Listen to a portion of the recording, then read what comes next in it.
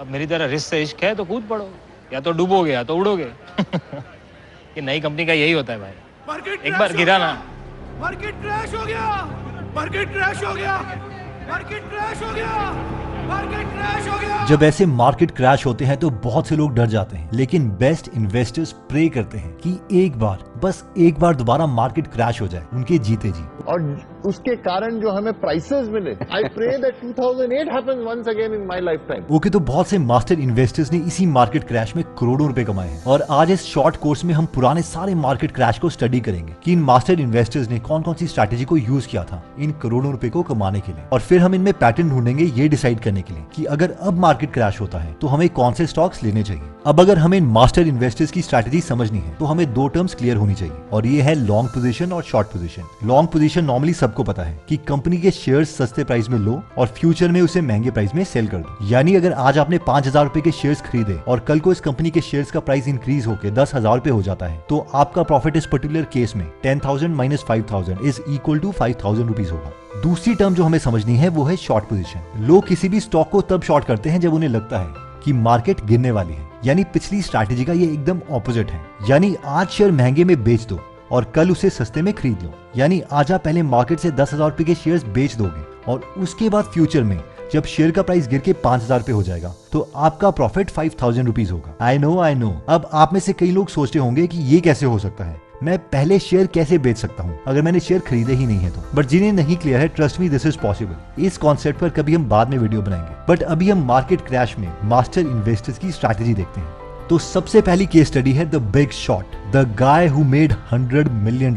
Michael बरी का जन्म कैलिफोर्निया में हुआ था और बचपन में 2 साल की उम्र में ही इन्हें रेटिनोब्लास्टोमा की बीमारी हो गई, जिसकी वजह से इनकी एक आंख चली गई और इन्हें उसकी जगह कांच की आंख लगानी पड़ी। इन्होंने फाइनेंस की पढ़ाई करने के बाद डॉक्टर की भी पढ़ाई करी Vanderbilt university school of medicine से, लेकिन हर शाम को ये इन्वेस्टिंग सीखते रहते थे। बरी ने खुद के लिए एक इन्वेस्टर की रेपुटेशन बना ली थी। इनका कहना था कि ये द इंटेलिजेंट इन्वेस्टर बुक की फिलॉसफी पर चलते हैं और कंपनी की एक्चुअल वैल्यू निकालते हैं तभी कोई डिसीजन लेते हैं। 2000 में इन्होंने अपने फ्रेंड्स और फैमिली वालों से पैसे लेकर एक हेज फंड खोला जिसे नाम दिया गया साइन कैपिटल। पहले साल में ही इन्होंने अपने इन्वेस्टर्स को बहुत पैसे कमा के दिए। जहां पर अमेरिका का S&P 500 फंड 11% से इंक्रीज होता था, तो इनका हेज फंड 55% से इंक्रीज हुआ। एक्चुअली इंटरनेट बबल के टाइम में ये देखते थे कि कई इंटरनेट कंपनीज फंडामेंटली बहुत ही लॉसेस में है, लेकिन उनकी वैल्यूएशन बहुत ज्यादा चल रही है। इन्हें पता था कि इन कंपनी का प्राइस गिरेगा ही गिरेगा, इसलिए ये इन कंपनीज के प्राइस को शॉर्ट कर देते थे और अपने इन्वेस्टर्स को बहुत पैसे कमा के देते थे। जब S&P 500 इंडेक्स फंड 22.1% से डूब गया था, इसके बावजूद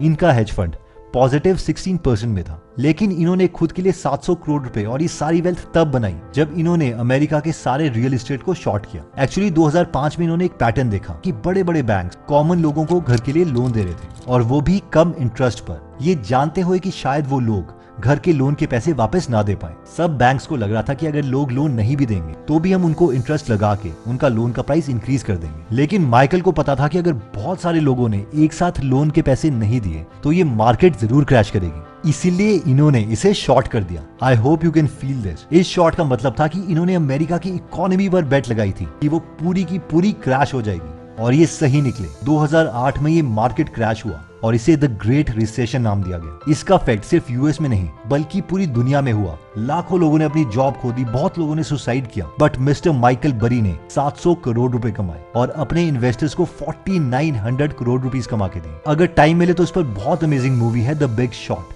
इसे आप जरूर देखिएगा। नेक्स्ट केस स्टडी आती है राकेश झुनझुनवाला, हर्षद मेहता स्कैम 1992। इंडिया के वॉरेन बफेट राकेश झुनझुनवाला का इन्वेस्टमेंट में इंटरेस्ट तब आया जब उन्होंने देखा कि उनके डैड अपने दोस्तों से इन्वेस्टमेंट की बातें करते हैं। मिस्टर झुनझुनवाला के डैड ने इन्हें कभी भी इन्वेस्टिंग के लिए पैसे नहीं दिए और किसी से भी उधार मांगने के लिए मना कर दिया, बट झुनझुनवाला ने अपने भाई के क्लाइंट से पैसे लिए और उसे प्रॉमिस किया कि वो उसे बैंक डिपॉजिट से ज्यादा रिटर्न देंगे। 1986 में उन्होंने अपना सबसे बड़ा प्रॉफिट अर्न किया जब उन्होंने टाटा टी के 5000 शेयर्स लिए 43 रुपीस पर शेयर के हिसाब से, जिसकी वैल्यू सिर्फ 3 महीने में 143 रुपीस हो गई और उन्होंने अपने पैसों को 3 टाइम्स कर दिया। इन 3 सालों में मिस्टर झुनझुनवाला ने 20 से 25 लाख रुपए कमा लिए थे। अगले कुछ सालों में इन्होंने काफी कंपनीज में इन्वेस्ट किया जैसे कि Titan, CRISIL, Praj industries, Aurobindo pharma and NCC. लेकिन राकेश झुनझुनवाला कहते हैं कि इन्होंने सबसे ज्यादा पैसे हर्षद मेहता स्कैम के टाइम में बनाए। हर्षद मेहता के समय पर how you tackle the market? बोले मैंने वो जमाने में एटलीस्ट मंदी में 30-35 करोड़ रुपया कमाया होगा। तो सवाल ये है कि इस टाइम इन्होंने क्या स्ट्रैटेजी यूज करी थी। तो जब सुचेता दलाल ने टाइम्स ऑफ इंडिया में हर्षद मेहता का स्कैम पब्लिश किया तो स्टॉक मार्केट क्रैश कर गई।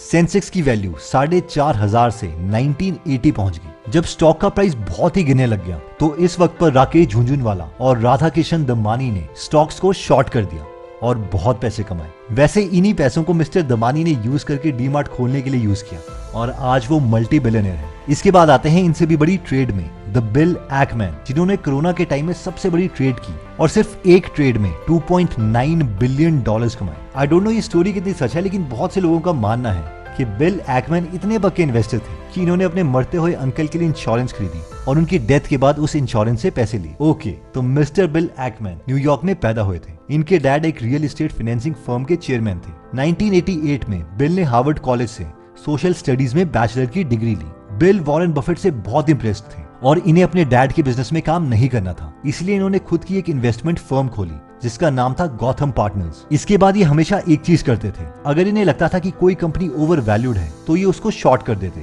और पब्लिकली उस कंपनी के बारे में बहुत बहुत बुरा भला कहते ताकि सारे इन्वेस्टर्स उस कंपनी के शेयर सेल कर दे, जिसकी वजह से उस कंपनी का शेयर गिर जाए और इन्हें फायदा हो जाए। फॉर एग्जाम्पल, जब हर्बल लाइफ नाम की कंपनी को उन्होंने शॉर्ट किया तो इनकी ये स्ट्रैटेजी नहीं चली और इनको $1 बिलियन का नुकसान हुआ। जब कोरोना का टाइम आया तो इन्होंने देखा कि वुहान चाइना में लॉकडाउन हो गया है। इन्हें पता था कि ये वायरस कम से कम 50% वर्ल्ड पॉपुलेशन को अफेक्ट करेगा। फिर पब्लिकली कहा कि गवर्नमेंट को यूएसए में लॉकडाउन कर देना चाहिए और जब ऐसा हुआ तो 30 दिन के अंदर इन्होंने अपनी इन्वेस्टमेंट को 100 टाइम्स कर दिया। इन्होंने इसी पैसों को अच्छी अच्छी कंपनीज के शेयर्स खरीदने में इन्वेस्ट किया, जैसे कि वॉरेन बफेट की कंपनी बर्कशायर हैथवे के शेयर्स खरीदे। इन्होंने ये ट्वीट करके कहा था ये लाइफ टाइम की अपॉर्चुनिटी है, हमें इसे मिस नहीं करना चाहिए। नेक्स्ट केस स्टडी है जिम साइमंस की। बहुत साल पहले जब गोल्ड माइनिंग की जाती थी तो लोग मैनुअली गोल्ड माइन करते थे, लेकिन आजकल की दुनिया में इसे कंप्यूटर्स की मदद से किया जाता है क्योंकि गोल्ड के टुकड़े इतने छोटे हैं कि ह्यूमंस इन गोल्ड के टुकड़े को देख नहीं सकते। अब हम में से कई लोग सोचते होंगे कि शायद अब हम कम गोल्ड एक्सट्रैक्ट करते होंगे। रियलिटी यह है कि क्वांट टेक्निक्स की मदद से